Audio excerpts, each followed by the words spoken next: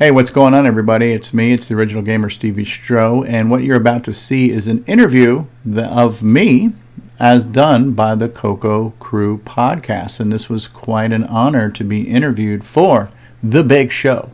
And this took place on October 22nd of 2017, and it appeared on the CoCo Crew Podcast, episode 29, which just was dropped on October 30th. So I'm on the latest episode of the CoCo Crew Podcast. You can hear the entire episode at cococrew.org. So I just want to say thank you to all those involved who invited me to have this interview, and it was definitely an honor to be on the CoCo Crew Podcast. I've been listening to the show for like 2 years now, and it's the next best thing to the Rainbow Magazine. So to be featured in the Rainbow Magazine is the highest honor you could have as being a member of the CoCo community. And so top of the world, Ma. So enjoy the interview, and thanks.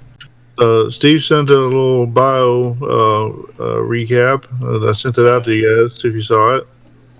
Yep. Cool. Is he just going to read from that, or? No. I didn't know what. I honestly had no idea what you guys wanted to ask me, so I just figured I'd give you some stuff to run with, and whatever else you wanted to, whatever. I don't care. Yeah, no, it's a good background. I have no idea why anybody wants to talk to me in the first place. well, you did discover David Ladd, so yeah, that'd be my claim to fame. The guy who discovered David Ladd. Have a way to find talent, Steve. I could just do an intro and we could start. Does that sound all right, or do you want to discuss anything, or? Just make sure you introduce me as the guy who discovered David Ladd. As long as we get that out there, that's fine. So I swear, David Ladd has had his name mentioned more times. All right. All right.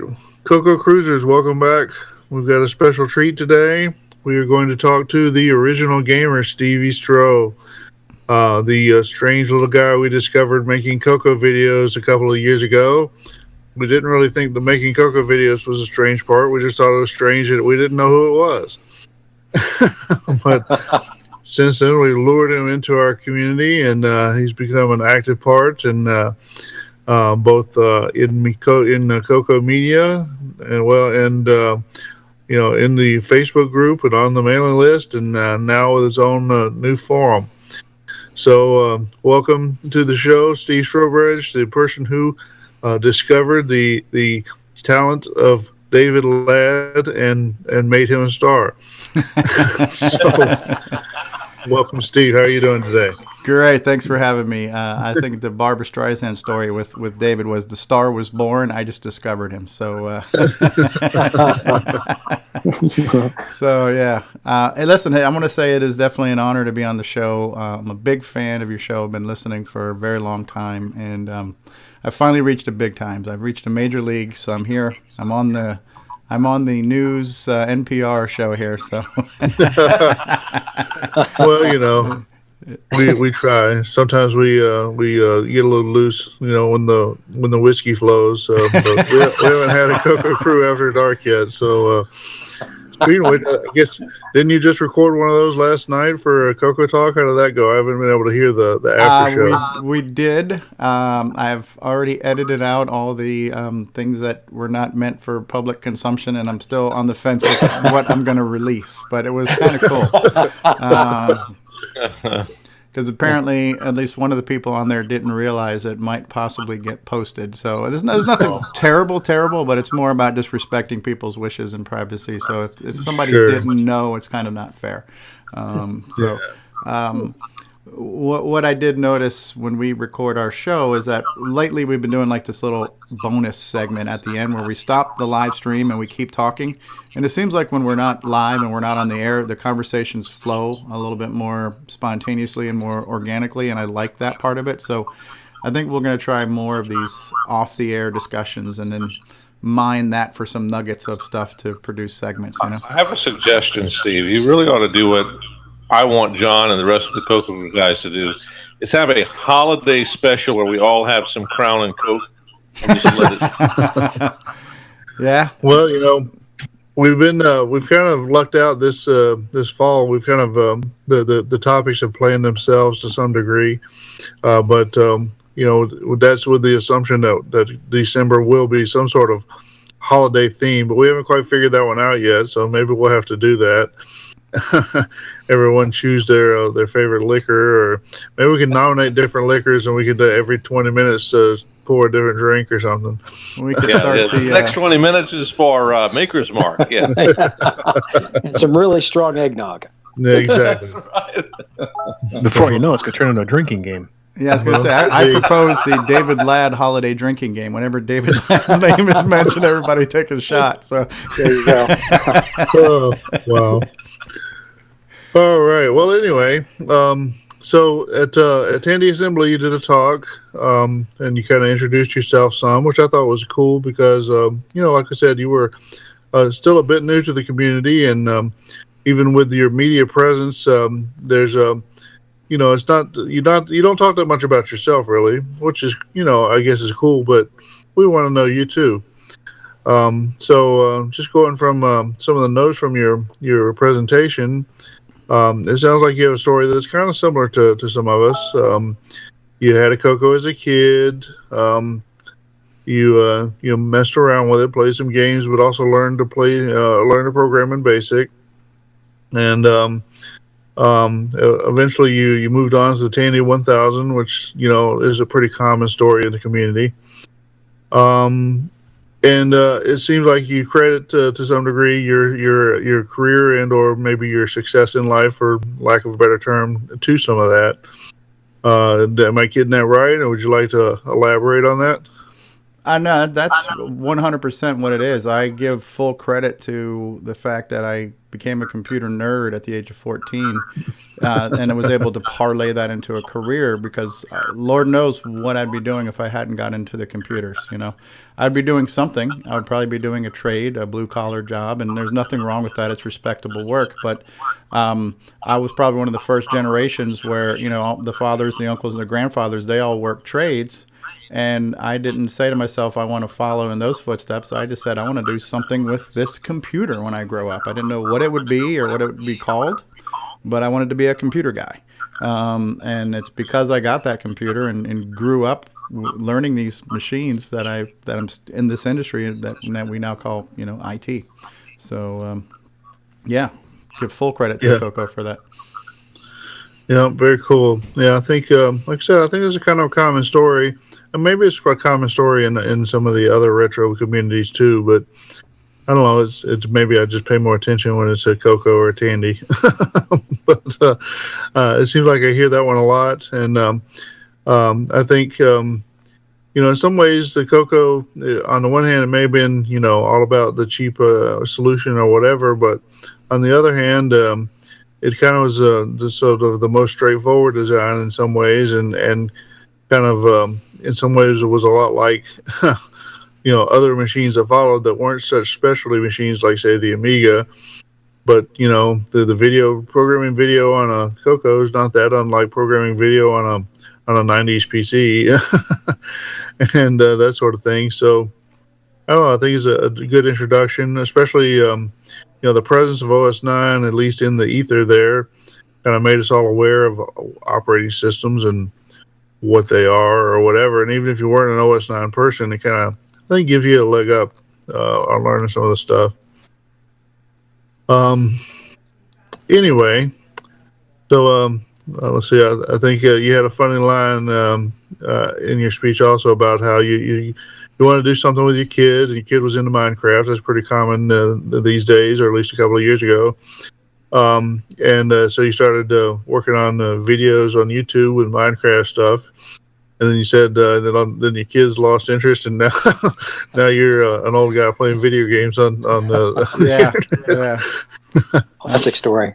It's like what's the old saying? You don't want to be the creepy old guy in the club, but at some point in time, I'm the old guy playing Minecraft. Well, that's cool. I think a lot of us would like to be able to get our kids involved, and it's eluded many of us. My kids, if anything, it's like that's the way to get them off of something is for me to take interest in it. Mm-hmm. But no, I don't know. I think that's pretty cool. You're not quite to Stampy Longnose fame and fortune yet, I guess. But No. hopefully you'll get there. But we definitely were surprised a couple of years ago. It's like, what? Wait, there's a dude putting CoCo videos on the web. What prompted you to do that? And were you surprised by that there were people that were actually interested? Well, what prompted me? I started the YouTube channel for my kids to do Minecraft, but when I created it, I called it The Original Gamer, CoCoStevieStrow. So I created the channel as me because I wanted to protect my kids' identity online. I didn't want them having their own, accounts and stuff. So I kind of was the umbrella for this. But the very name was Old School is going to be part of this channel. And so I started off doing like some MAME emulated games, Pac-Man, things like that. And I figured, I'll do some stuff like that. And at some point in time, I said, well, I got to do CoCo stuff because that's my heritage. That's where I got started. I knew I would do it. It was just a question of when. So I planned on being a mix of new and old on this channel. And it was just a matter of time when I would get to it. And I eventually did. And when I started, I was using VCC because I didn't have a CoCo. And that was the only emulator I could figure out how to make work. And so a lot of my early videos are in VCC. And you can kind of tell because when you look at the games that use artifacting, it's a very hard blue. It's not the soft blue. It's like a navy versus sky blue, things like that. And so, there was a lot of things that I had to learn. Even in the emulation space, like what's the best emulator for artifacting and how do you make them work and stuff like that. But I knew I wanted to do it, and I just started doing it. And the process of doing that is when I found out about the Google Plus group first, which introduced me to the Facebook group and the mailing list. And so it was just kind of a chain reaction of discovering the bigger world. My first video was kind of a PowerPoint presentation explaining what the CoCo was, because I would assume nobody even know what I was talking about. And at that time, a lot of my audience was kids, 10 to 15-year-old kids watching our Minecraft videos. So I figured I have to kind of set some context here. When I was a kid, when I was a kid, this is what we had. And so I created this little introduction video. And when I did that, I didn't know nearly as much as I know now, thanks to like Boisey's book and your podcast and stuff. I was just coming from my own memory and what I could quickly Google. I just kind of threw some stuff together, just kind of set the stage. But here's with computer, and here's where some of the computers that existed at this time, and and that from here we're going to start making games about this computer. And so it went from there to making games to meeting everybody. So. Well, yeah. So you. Almost 2 years ago now, you made the trek out to CoCo Fest. I've been going to CoCo Fest for a while, so I'm kind of used to what you get. I was just wondering what were your first impressions when you started to see the other attendees roll in at CoCo Fest? Did it meet your expectations? Or? Yes, but first I want to say I need to credit the CoCo Crew for me wanting to go to CoCo Fest, because listening to you guys talk about it every month was my kind of motivation. You created that interest, you kept that interest going, and you made it something I wanted to attend. And, nothing against the Glenside folks, but if you just go to their website and you just read their newsletter, there's nothing there that screams, hey, come on and see us. It's a good old time, But hearing a couple of guys talk about it month after month, it's like, yeah, this sounds like something I want to come to. So I need to give you guys 100% credit for getting me to go twice, And did it meet or exceed my expectations? I would say both. I didn't know what to expect, but I had a great time. And I had a better time the second time I went, and I had an even better time at Tandy Assembly. Awesome. So it looks like we did our job then, John. Yeah, well, that was obviously that was our initial reason for starting the podcast, was to get some folks to show up, and I think we've succeeded at that. There's some. It seemed like there was some hesitance to acknowledge that the first time around, maybe not the second time, but but it seems to have been working out pretty well. Well, who else has a question? Anyone? I have a question. Steve, you mentioned in your notes here that you started working, I guess, is 14, to save up some money. What were you doing back then for that part-time job to save up, like CoCo? All right, so here's a couple of historical facts. So when I was 14, there was only one place that would hire kids at 14 because you had to be 15, and it was a local grocery chain called Publix, and they were originally a Florida only chain. I believe they've reached out to at least Georgia now too. So it was Publix supermarket, and I worked there because they would hire at 14. I didn't want to wait a year to start working. So ironically, one of the things I do now is I also teach IT training. So I do adult education, but I'm a person who hated school. So I was in the work release program. I took like 2 classes. I got to leave early and go work and make money. So I was working at a grocery store. Minimum wage was $3.35 an hour. I was making maybe $30-$40 a week, and I don't know how long it took me to save up for that basically $500 purchase to get my first CoCo, but I did it on my own steam, Wow. Awesome. Yeah, so that's back in the day, like you said, when the minimum wage was hardly nothing. So, Yeah. and that was what year? 1980. 1981. 81 was when I got the CoCo, yeah. Wow. So just for the record, Publix is now the cool hipster grocery store, at least up in our area. Oh, yeah. So they move in, and it's like the sign of gentrification as you get a Publix. There was kind of some turf respect at some point in time. There was a big chain that was in Georgia that said, we won't come to Florida if you don't come to us. So there was this kind of gentleman's agreement for a while, and I think as soon as that agreement was broken, Publix is like, screw it, we're taking over the Southeast, I think they started in Lakeland, Florida. It was their home. Did you go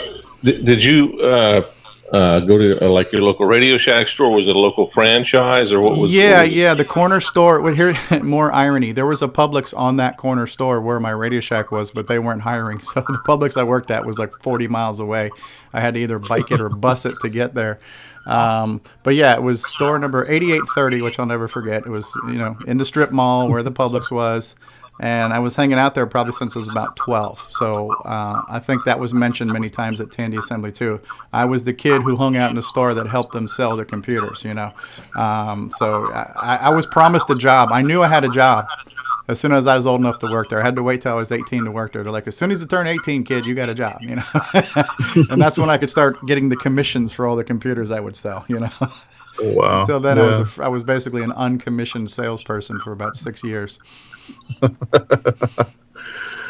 Oh, that's cool. Oh, I clicked the wrong thing. Hope you guys are still there. We're here. Well, so Steve, it just occurs to me, we kind of lost track of you a little bit, maybe earlier this year or late last year. Did you slow down on your videos for a while, or did we just looking in the wrong place, or? Probably, yeah. I don't know what the single thing was, but I think work and so here when CoCo Fest, the first CoCo Fest I went to attend, CoCo Fest 25, I had to take a second job, and at that time it was to make some extra money. That somehow manifested into now my whole life being morphed into this new perverse work schedule that I'm kind of locked into right now because of financial dependencies. So my time to make videos is greatly reduced. And I've been doing that for like a year and a half now. So, my free time is like 5% what it used to be.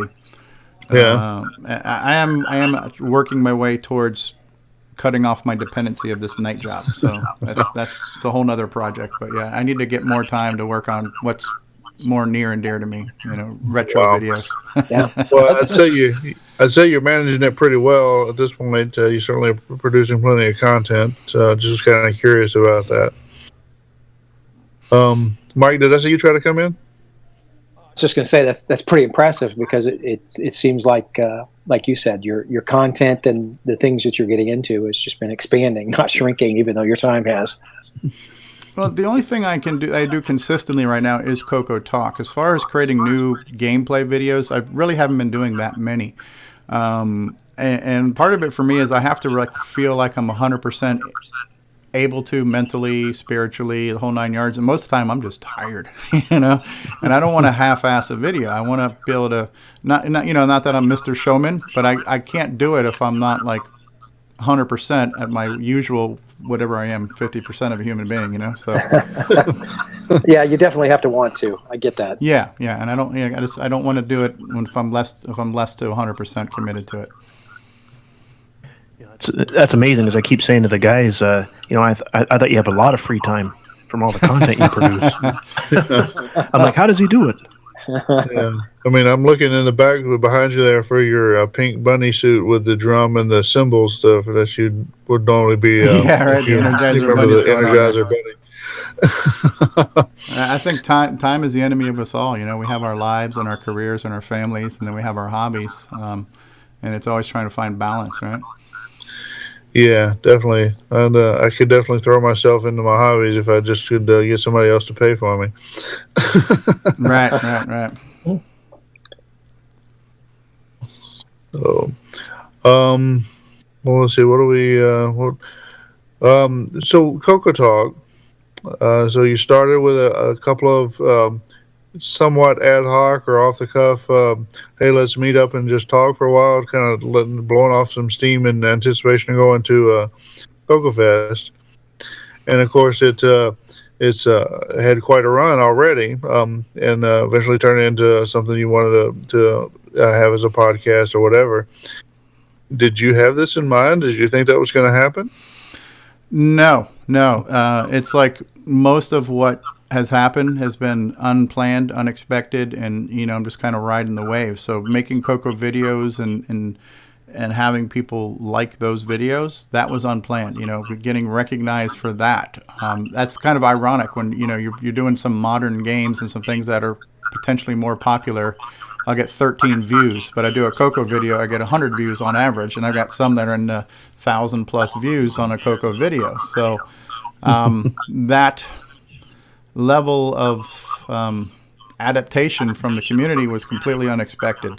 When we started CoCo Talk, like you say, it was kind of like, I remember the day I put out a message in Facebook saying, hey, why don't we get together and talk about CoCo Fest, and it was literally a last minute decision. We just kind of did it. We got people together, and it kind of worked, and we did it for 4 weeks, and then we went to CoCo Fest and kind of figured it would just die down. We'd run out of things to talk about, and luckily we haven't, It is amazing. It's impressive how much content you guys are throwing off there, and and it's not just blather. It's not just a bunch of old guys just shooting the bull. I mean, it's pretty good technical content, a pretty good relevant content. So I mean, it's you've got a good group together that seems to have a good dynamic, and I think you manage that pretty well.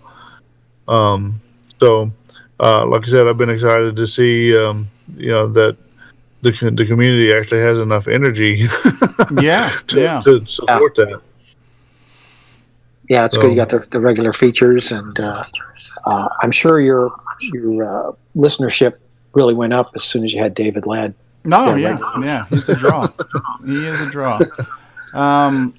Yeah, I mean, I kind of, I'm a Gemini, so I have two personalities, and I kind of relate to Mr. Spock a lot. And part of me is very logical and controlling, and part of me is very emotional and free-spirited, And I try to balance that with this show, where I like some free form, but I also kind of want to have a little bit of structure and be able to rein things in. And I'm not sure how successful I am on the structure part yet, but I hate to interrupt people when they're on a roll, even if the roll is a downhill disaster. I hate to interrupt them. Yeah, because everybody likes a good train wreck once in a while. Exactly. But yeah, I like the spontaneity of it, but I also, there's been a number of times where we had a topic. Let's talk about hardware this week, and we talked about the CoCo FPGA and the Roger Taylor project. We talked about FPGA stuff. We had Jim Brain. This is where I think our two shows complement each other. So you guys are audio, and you have really good interviews, and we got to hear Jim Brain in detail, and it was great. And the next weekend, we got to have Jim Brain on and get to see with his microscope what his boards look like. And so having that second component to the material, I think, is value added. And the timing was just perfect. And, we didn't scalp him. You had him first. So so I think there's some symbiosis there. And at the end of the day, all we're trying to do is put a spotlight on what's going on. It's, it's not like I'm taking money out of your pocket. Yeah, right. No, I mean, I think you have a good point. That's one of the earliest feedback things we got that we didn't feel like we could do much with is, what about a video show or what about some kind of video content? And I think none of us really wanted to do video is probably the biggest thing. In fact, I think David Ladd was probably the person who first said we should have more video stuff. So it's kind of funny he ended up working with you so much. But so it's cool. You can come on and do the video bits and the part to work with video. You have an outlet there, and some things work better with kind of a long form discussion, and I think that probably works better with just a limited number of people and a more of a pre-planned format. So I mean, like you said, it's kind of two sides of the same coin, perhaps. So that's been good. Now, speaking of CoCo content, of the two people stirring up crap in the community this week, both of them on the show. First of all, I appreciate your efforts yesterday discussing that and working that out. I think that helped to work things out to a smoother conclusion than might have otherwise happened. But what I was going at is, you started off something this week that you got to taste some of the teeth of the community. Yeah. As well. So you started a forum site, and maybe I'll just let you go from there. Well, let me take two steps back because I don't know you completely well, John, but I think I have a sense of your intent and your character. And, you've done a lot of things where you've basically created tools for us to be successful. And you've kind of put these tools out here and almost handed them. You've done everything but walk them to our front door. And here's an injected molded casing, and here's a circuit board, and here's a sound chip, and here's a design. And by the way, here's some cheap Canadian labor where we can even box it up for you and shrink wrap it. And so you've done all these things, and some people have seen the value in that, and some people haven't. Maybe they're not ready for their project yet. But your offer for this has been sitting out there for a while. And even further, you're like, okay, if you want to develop, you can do it in MAME. We have it set up now where you can develop in MAME, so you don't need the hardware. And so, okay, so now if after doing all of that, you felt like your toes were possibly stepped on, I can relate to being perhaps rubbed the wrong way by that. Like, listen, I've done all this. I put all this stuff out there. So yeah, maybe my feelings are hurt. So I think I can relate to that by suggesting the forum topic, where all I did was say, here's this thing, and maybe you could use it, maybe you can't.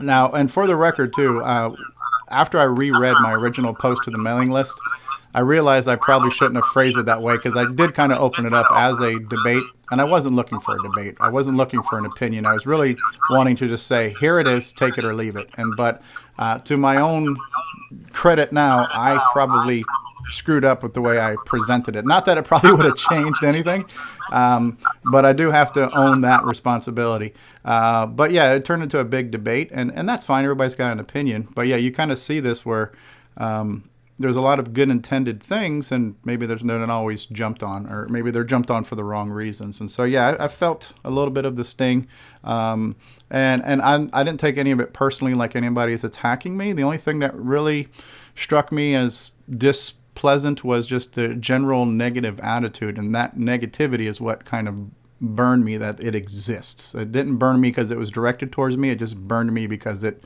happened at all, Sure, definitely, I understand. I know. I forget the guy's name, but when you kind of brought it up on the Facebook list, I was one that said, yeah, well, I mean, we've kind of done that before. It didn't work out. I'm not too interested in it. Whatever. maybe not the most positive response. I probably should have kept my mouth shut, but but I tried not to go beyond that. At least, when you said that you wanted to start one, I said, well, if he wants to start one, I mean, we've had them. We don't really have one now, so Brian Blake shut his down 4 months ago, 6 months ago, whatever it was. And CoCo3.com was pretty successful years ago. So I mean, there is some desire for that. There are people who want to use that kind of interface, shall we say? Mm-hmm. So I mean, I think it's good. It's probably good to have something like that available for those who want to use it. But like I said, I think we've hinted at that before. That was also part of the motivation in the podcast. Is the community is not always good at providing even polite responses. And so that's part of what we've tried to do is provide at least polite responses to people's projects. I think we've done pretty good on that for the most part. May have been a little grumpy this week. Who knows?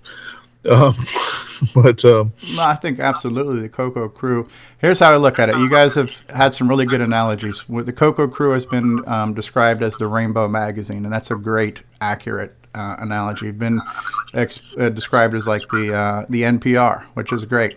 I think another way to look at it too is almost like the Johnny Carson show. Because if you think of what Johnny Carson did, well, he was a big-time show. He would have on celebrities, but he also would have like a Cub Scout talk about their troop project, So everybody got a chance to talk about what was going on. And so you guys are talking about all kinds of projects, and you're not judging them by their significance or value or degree of difficulty. You're just saying, hey, there's a lot of things going on, and I think that validation is nice to receive and hopefully inspirational for other people too, because like, oh yeah, this guy's doing it, maybe I should do it, and that's basically what you say on a lot of your news segments is like, this isn't a CoCo project, but it could be a CoCo project, hint, hint.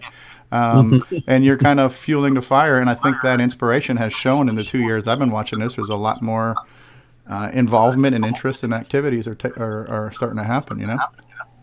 So John, if John is Johnny Carson, who is Ed McMahon? Who's Ed McMahon? McMahon, yeah. Ah, that's a great question. I don't know if Neil fits into that. Yes, you are correct, sir. I don't know. I don't know if that's Neil. Maybe it has to be MiRo. Well, Neil has always said that he is that he's the Paul Schaefer to to David Letterman. Okay, there you go. I can see that. P.S. I love you. Oh, that's a different show. Oh goodness. Well, so I just like to mention something about CoCo Talk. I find it's also a good supplement for the CoCo Fest blues. Yeah. Because it's kind of like CoCo Fest, right? I mean, what you're doing there, you're getting into some elaborate chats, and stuff that goes on at CoCo Fest, on the side, right? Yeah, I even look at it as just CoCo Crew blues because I hate having to wait a month to hear another episode. It's just like after you've heard the CoCo Crew podcast, you're just filled with so much, energy and information, and you feel good for 4 hours on your short episodes, and then you have to wait 29 more days for another episode to come out. So I look at it when I was mentioning this, I'm like, well, this is my methadone for CoCo Crew withdrawals, So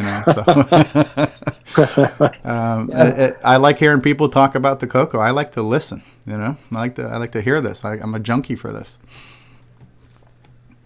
Yeah, it is a good time to be in the retro community, and that is definitely great that anybody who's into the CoCo now has a constant flow of information, and that makes it easier for people to get involved, and hopefully they're inspired to actually just deciding to do something and work on it, whether it's some little project or a big project. So it's definitely great to have the expanded media presence that we have with your shows, Steve. Yeah, thanks.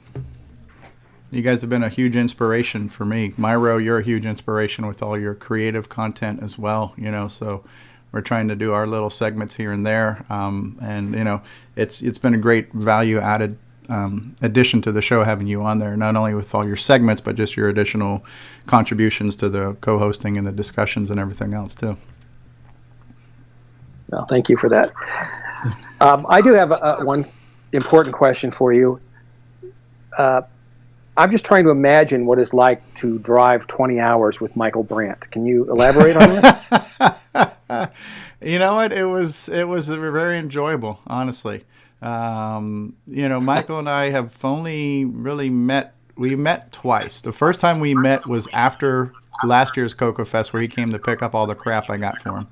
So that was the first time I met him, and that's when John called him Qui-Gon because of the hair and the beard. So that was the first time I met him. Second time I met him is when I drove up to Orlando to pick up a haul because we purchased Brian Blake's collection. I got half of it, and he got half of it. So, and when I went up there to meet him, that's when we discussed the Tandy Assembly road trip. Like, we got to do this, So we're sitting there having pizza at Mellow Mushroom, and we're planning and plotting and scheming this, and it just kind of came to be. But no, it was great. It was fun. It was long ass drives. So it was nice not to have to do it all myself. Here's a funny story about that. So I got a big rental car because I knew we were going to be hauling a lot of crap and hopefully bringing stuff back too. Full size rental car was a Chevy, whatever the hell it was. Anyways, the passenger seat, could not get the passenger seat to go back, and I'm pushing all the buttons, sliding all the levers. So the passenger, whoever had to sit shotgun, their life sucked, right? So when you weren't driving, you didn't have any leg room, and the back was filled. So when I'm home the day before I drop off the rental car, I pick up my daughter from school. She reaches down on the left-hand side of her hand and pushes it and slides herself back, and it was a manual lever on the left. I'm trying every single slider knob on the right-hand side of the seat. I'm trying all the technical choices. Yeah. So I'm like, my 16-year-old daughter figured out how to adjust that seat in 3 seconds. And we were sitting in that car. Yeah, we spent 2,000 miles in that car, could not adjust that seat. So. Part electric, part manual. That's great. Yeah. Thanks, GM. Yeah. But other than sitting in the passenger seat, no, it was cool. It was really nice. Yeah, it was great seeing you both at Tandy Assembly. I'm glad you both came, and when I get the chance, I'll ask Michael the same question. Got to get us in different rooms, make sure the stories line up, right? So. That's right.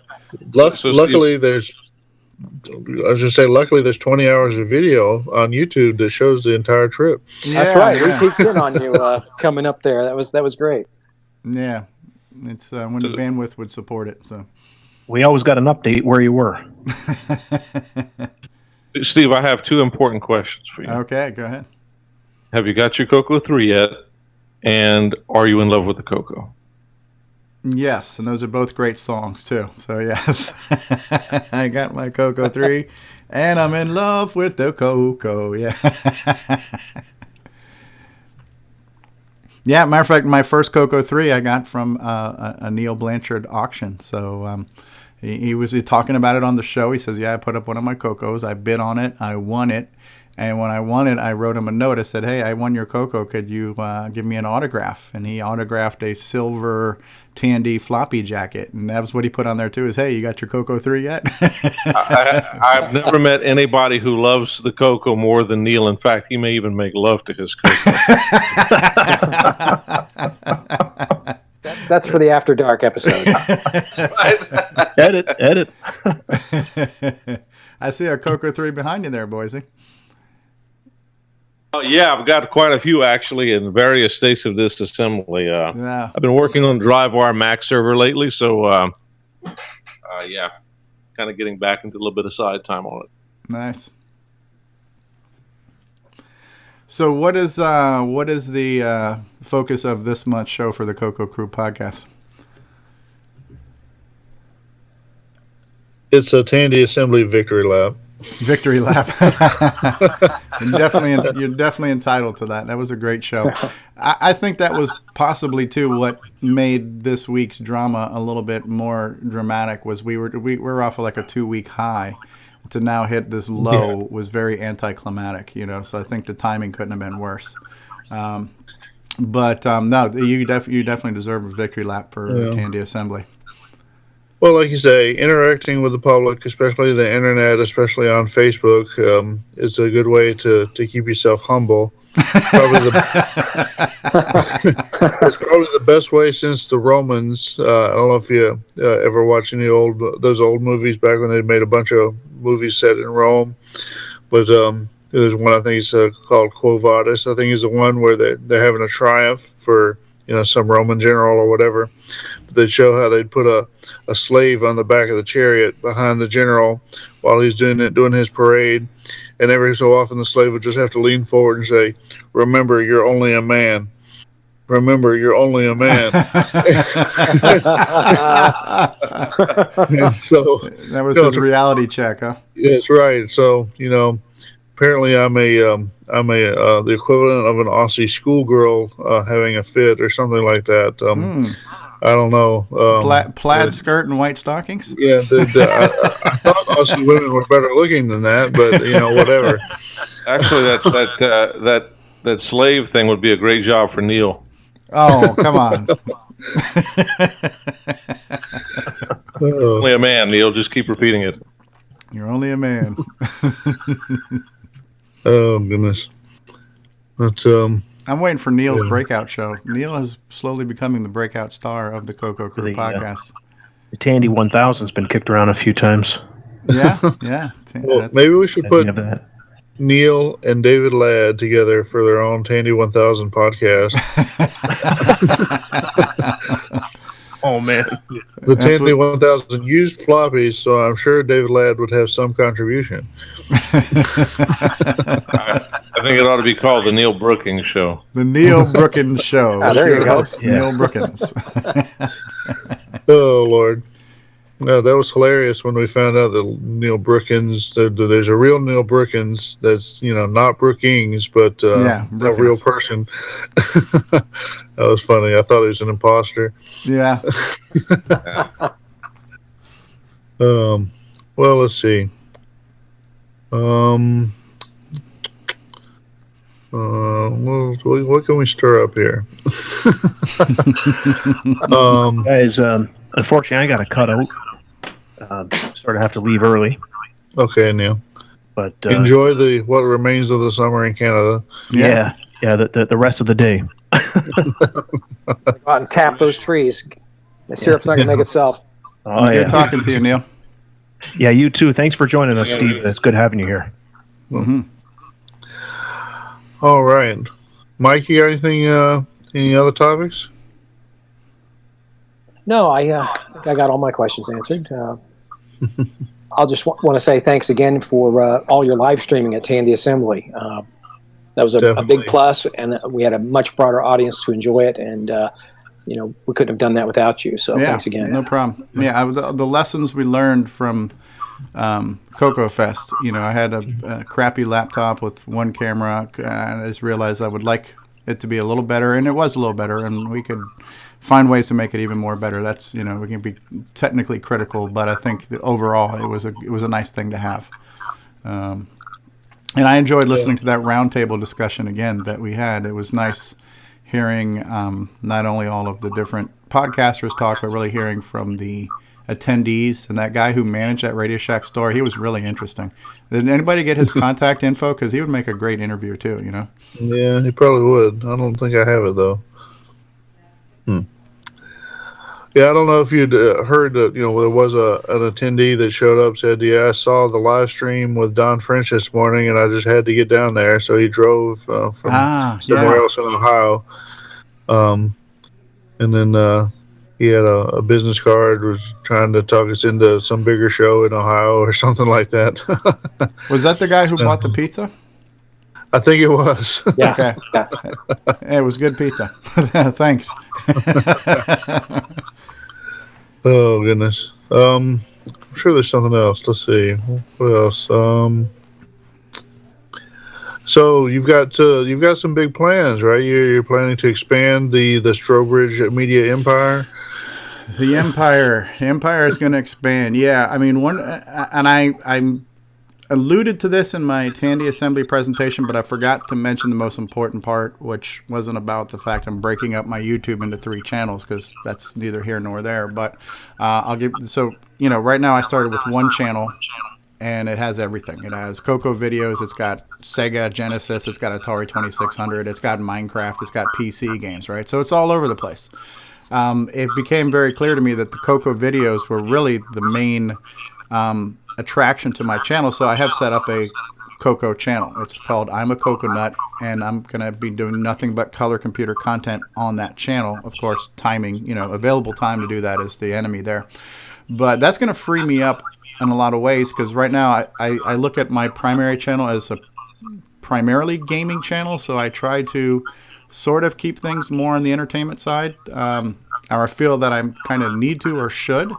But if I have a color computer channel, there's no rules. This is not a gaming channel. It's a CoCo channel. So yes, we'll have the gameplay videos and we'll have the interviews and we'll have CoCo talk, but we can have tech segments. We can have technical things, and there's really no rules there. So I'm looking forward to having a lot more CoCo content on this CoCo channel. So that channel exists. It's yet to be majorly populated, but anything new I do will go there. And then I'm eventually going to start a second talk show, because I think CoCo Talk is fairly successful, being as obscure as it is. It's the color computer. It's one of 1,000 systems that existed in the 80s, and it's got a decent audience. So I'm wanting to branch out and do a show that I'm going to call Retro Talk, that will just be non-specific but cover that era of 70s, 80s, and 90s. And so every week we'll have a different topic or a different system, but I think that'll open up to a bigger audience, and I'm curious to test those waters and see what we can build there.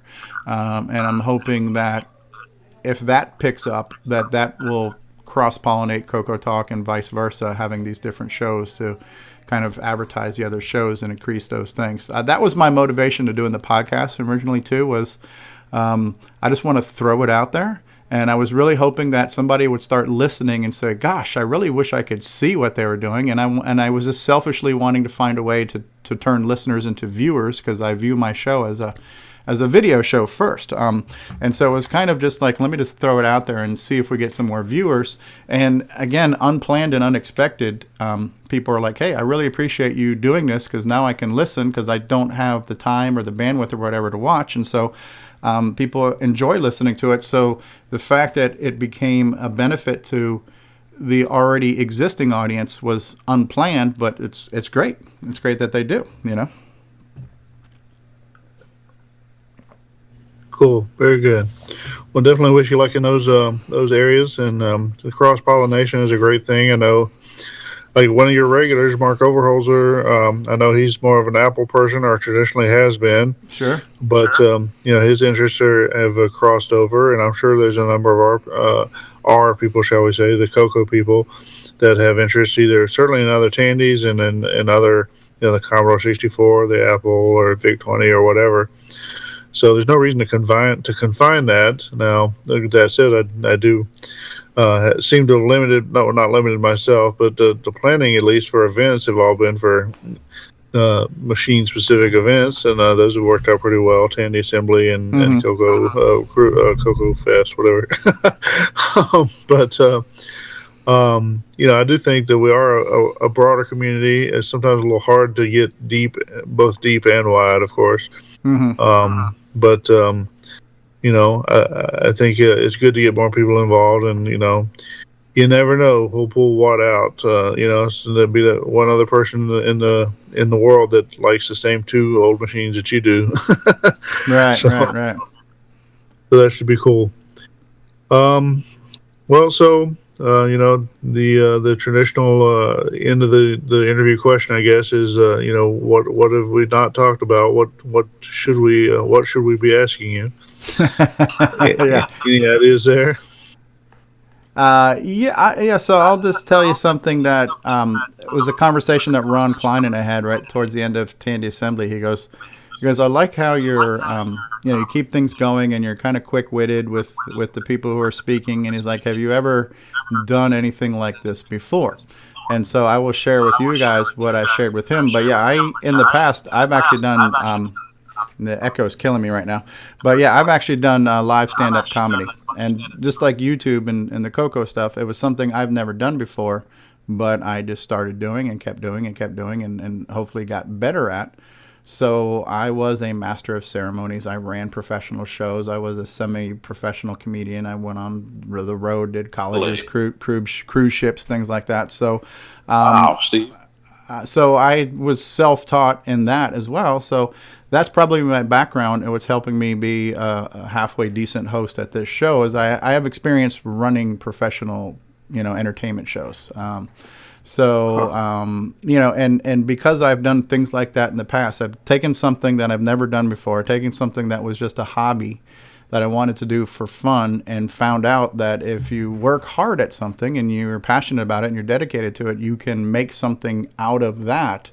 Those previous successes in my past kind of gave me the confidence to think if I'm going to start YouTube, that I could be successful in this too. I've never done it before, but there's been plenty of other things I've done that I've never done before. But if I was passionate about them and I just kept doing them and got better at them, something good will potentially happen. So, and I think that's starting to happen now, 2.5 years later. That's cool. I would have never guessed. So you actually went on cruise ships and did those kinds of gigs and.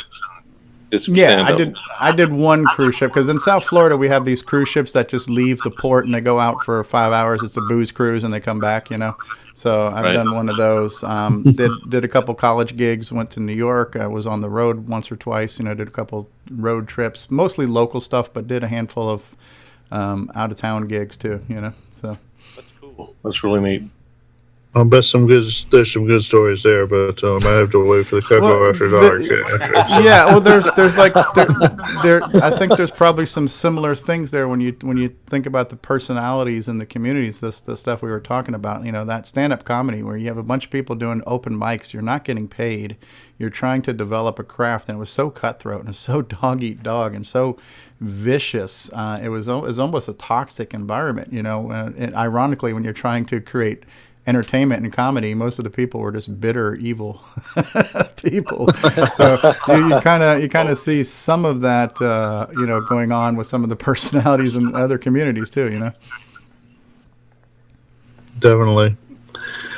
All right. Well, I think that probably is all that I've got. Mike, Boisey, either of you have anything left? No, I just want to echo what Mike said earlier about Steve's contributions. Thank you, Steve, for what you do. No, likewise. I think you do a great. It's a great adjunct to the CoCo community, and thank you. It's great to have you. Thank you. Thank you, MiRo. Yeah, definitely, Steve. It's been great having you as part of the community. Someone else to be the focus of people's admiration and hatred combined. So there's more than one sacrificial lamb. Exactly. All right. Well, so with that, I think we'll probably wrap it up. And again, thanks, Steve, for joining us. And we're going to take another break, and we'll be back with the rest of the show. All right. Big shout out to David Ladd. Yay, David Ladd. All right. Thanks. Take care. Okay, we're off the record now. I'm going to turn off recording now. Recording has stopped. Recording has stopped. Cool. Now you can say whatever you want. Steve, you son of a bitch. Fuck. Hey, listen, it was definitely an honor to be on the big show, man. Hi, I'm Mike Rowen, and you're watching the original gamer, CoCo. And when you're done watching, come over and listen to the CoCo Crew Podcast. Hi, this is John Linville. And Neil Blanchard. We are the CoCo Crew. I hope you're enjoying watching CoCo play video games, especially the CoCo games. And when you're done with that, check out our podcast at CoCoCrew.org. Roger, CoCo 1, downrange 378 nautical miles. CoCo 1, you are go for MPI injection, over. Houston, CoCo 1, Roger, acknowledged, go for MPI injection. Looking good, looking good, looking good.